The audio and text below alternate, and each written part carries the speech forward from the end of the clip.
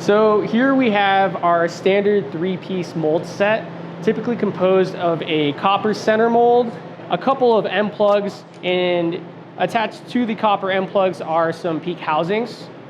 So the sizes we typically blow using this tool set can range anywhere from 2 to 3 millimeters, upwards of 30 to 40 millimeters. And then we will blow the PETs, the nylons, P-backs, urethanes.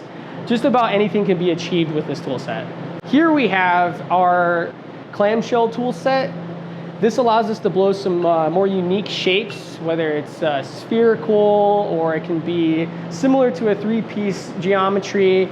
We have a little bit more freedom to blow some of the oddball shapes that the customers will request.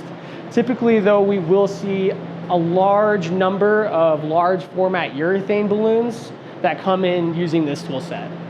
So the 3-piece tool set is used for a variety of materials, but most commonly used for a non-compliant material, whereas the clamshell tool set is frequently used for compliant materials, specifically a urethane tubing. The difference between compliant and non-compliant has to do with the growth characteristics of the balloon. If you pump the same volume into a non-compliant balloon as you do a compliant balloon, the compliant balloon will grow at a more aggressive rate.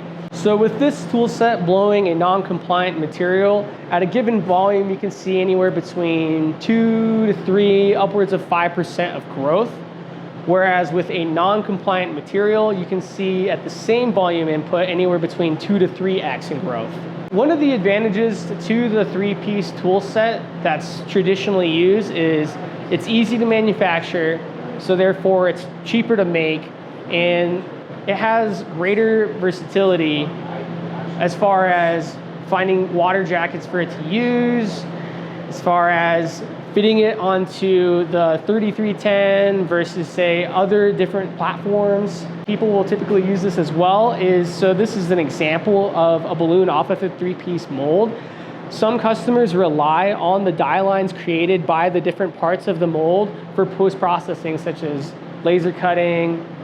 Sometimes they'll go up to a certain point off of, say, that line for pleating and folding process or something. So there's a number of reasons why this is still commonly used.